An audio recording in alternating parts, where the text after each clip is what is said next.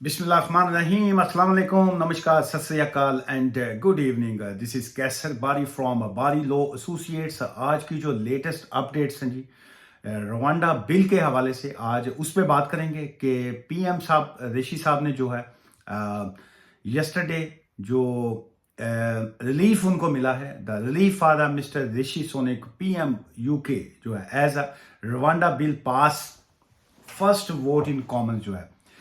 जो बिल है जी, उसकी जो इनिशियल स्टेज थी रवांडा के हवाले से, वो जो पास हो गया है जी, जो उसकी पहली स्टेज आती है। सो सेकंड बिलिंग के लिए जो है अब वो एप्लीकेशन पेंडिंग है। और इसमें आज तो हम उस पर भी बात करेंगे कि अब क्या बनेगा। जो असाइलम सीकर्स हैं, अब रवांडा जो है, क्या वही फाइनल स्टेज होगी, या जो सेकंड एक ऑप्शन दिया जा रहा है कि जी के जो स्कॉटलैंड की नॉर्दर्न साइड्स हैं, और चूंकि स्कॉटलैंड जो है ऑब्वियसली पार्ट ऑफ यूके है, और अगर हम यूके की बात करते हैं तो इसमें जो वेल्स है वो इनका सबसे छोटा जो सूबा है, और ऑब्वियसली इंग्लैंड जो है वो सबसे बड़ा सूबा है। लेकिन जो स्कॉटलैंड में पॉपुलेशन के हवाले से और बहुत सी चीज़ों के हवाले से उनके पास जो है वो जगह जो है वो प्लेसेस बहुत ज़्यादा हैं। तो क्या ये जो ऑप्शन दिया जा रहा है कि जी के चूंकि कितनी ज़्यादा जो मिलियंस हैं, 40 मिलियंस पाउंड्स जो हैं वो इनको नेक्स्ट ईयर देने पड़ेंगे रवांडा में केसेस को टैकल करने के लिए, देखने के लिए उसकी। चूंकि इसमें ये इतना स्ट्रेट फॉरवर्ड है नहीं, इसको बहुत से लोग जो हैं वो समझते हैं कि जी कि शायद यूके जो है जब असाइलम सीकरों को रवांडा में यहाँ से रिमूव करेगा, यहाँ से निकालेगा या वहाँ पे भेजेगा, तो यहाँ इनकी जिम्मेदारी खत्म हो जाएगी। वो ऐसा बिल्कुल नहीं है। उसमें यह है कि जब यूके के अंदर जो बगैर डॉक्यूमेंट्स के बोर्ड्स के जरिए, या जिनके पास डॉक्यूमेंट्स नहीं है, जब वो असाइलम क्लेम करेंगे और उनको यूके जो है रवांडा में जब वहां पे रीलोकेट करेगा, इन्होंने वर्ड जो है रीलोकेशन का वर्ड यूज किया है कि हम वहां पे रीलोकेट करेंगे उनको।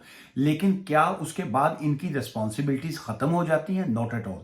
उसमें यह है कि वहां पे उनको असाइलम सीकर्स को रखना, उनको केसेस को चलाना, उनकी जो वहां पे, चूंकि टेक्निकली तौर पे रवांडा को इससे फायदा है ज्यादा कि वहाँ पे उनकी जो जॉब्स करेंगे वहाँ पे उनकी जो सैलरीज हैं वो कौन देगा? वो तो ऑब्वियसली यूके पे करेगा। और जो वहाँ पे इनकी जो अकोमोडेशन है, इनकी जो फूड्स के खर्चे हैं, सो उसमें बहुत ज़्यादा बिलिंग जो है वो यूके को अल्टीमेट पे करनी पड़ेगी। कितना अर्सा पे करनी पड़ेगी? ज़्यादा जब तक ये स्कीम चलेगी असाइलम की, इनको यूके के ऊपर बिलिंग आएगी। सो उसमें एक प्रपोजल आज ये दी गई है कि जी कि क्या अगर हम वहां पे शिफ्टिंग की बजाय अगर हम यूके के अंदर ही स्कॉटलैंड में अगर इनको शिफ्ट कर दिया जाए, तो उसमें यह है कि एक तो जो यूके का जो पैसा है, जो यूके वालों ने रवांडा को पे करना है, वो यूके के अंदर ही रह जाएगा। और एक ये है कि जो असाइलम सीकर हैं वो भी यूके में ही रह जाएंगे। एक तो अभी आज की जो प्रपोजल है वो ये है। और सेकंड, इसी पॉइंट के ऊपर मैं दोबारा आऊंगा, लेकिन उससे पहले जो है जो लंदन के मेयर हैं जी, जनाब मिस्टर सादिक खान साहब जो हैं, उनकी जानब से एक बड़ी अच्छी आज उन्होंने आज एक स्टेटमेंट दी है। उन्होंने कहा जी कि plans to cut migration will trigger जो है लंदन रिक्रूटमेंट क्राइसिस जो है।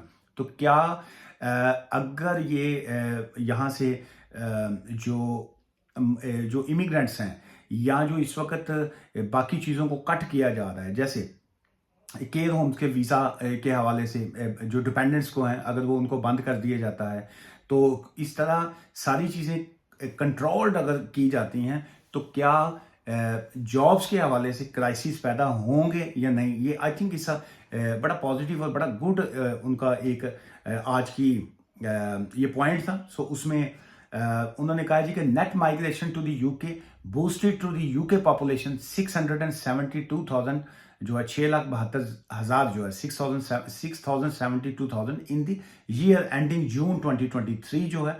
And about half 48% of the country जो है foreign born population live in London और the south east of London.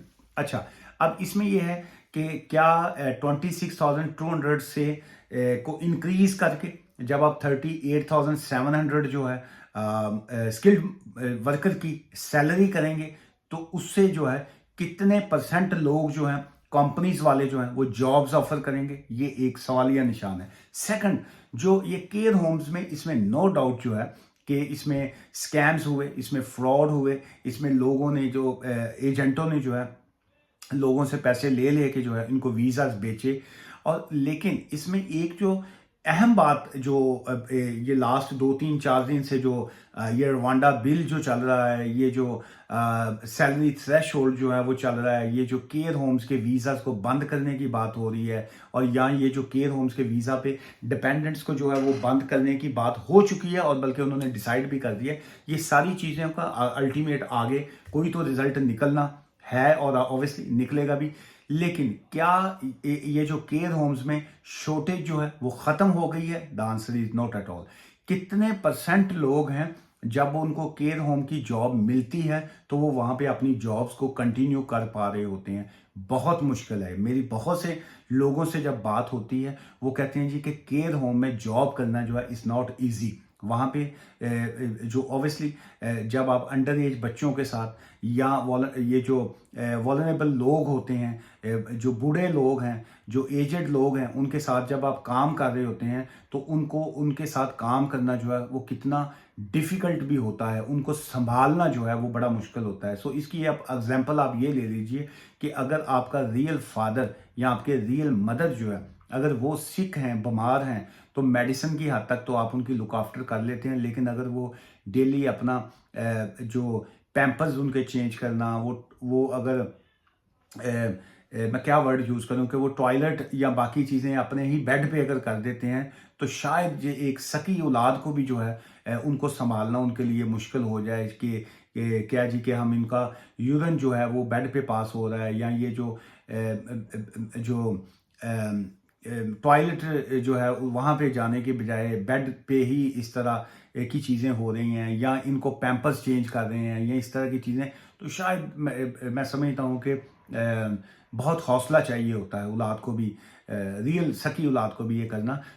और बाकियों के लिए करना जो है वो शायद बहुत ज़्यादा मुश्किल है। इसलिए बहुत से लोग जो हैं वो केयर होम्स की जॉब्स को जो है वो कंटिन्यू नहीं कर पा रहे होते। वो कुछ ऐसा काम करते हैं, चूँकि उन्हें वीज़ा चाहिए होता है, वो काम करते हैं, लेकिन उसके बाद वो जॉब्स को छोड़ देते हैं। और फिर इस तरह इसका मतलब है कि एनएचएस में और या इस तरह के केयर होम में जॉब की शॉर्टेज जो है ये स्टिल है, और मैं ये समझता हूँ ये आगे भी रहेगी। अच्छा, उसके बाद हम वापस आते हैं जी इसी पॉइंट के ऊपर कि जी के जो बिल पास हुआ है उसकी क्या पोजीशन आ रही है। उसमें यह है जी, bill passes with the majority of 44 जो है, but prime minister faces further issues जो है न्यू ईयर जो है 44 की रेशो से जो है वो इनिशियल स्टेज के ऊपर जो है वो बिल तो पास हो गया, लेकिन इसके जो लीगल कॉन्सिक्वेंसेस हैं, उसके बाद जो ह्यूमन राइट्स ऑर्गेनाइजेशंस हैं, उसके अलावा जो जजेस हैं, उसके अलावा जो कोर्ट्स हैं, वो क्या इतना आसानी से इस चीज़ को अंडरस्टैंड कर पाएंगी कि जी के ये सारा कुछ अगर हम मान लें कि जी के चूँकि पार्लियामेंट से हो गया है तो चलिए ठीक है, हमने एक्सेप्ट कर लिया, अब आप क्या करेंगे जी, रवांडा में शिफ्ट कर देंगे। लेकिन जो आइंदा की जो बिलिंग है वो कैसे आप पे करेंगे? जो फाइनेंशियल क्राइसिस आएंगे वो कौन पे करेगा?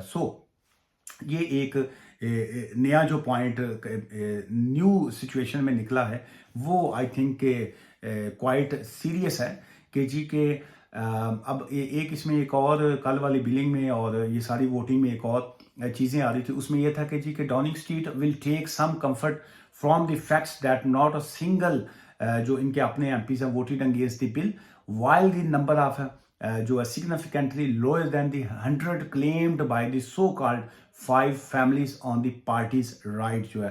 obviously political talk show ये है नहीं, इसलिए मैं political बातें नहीं करना चाह रहा हूँ।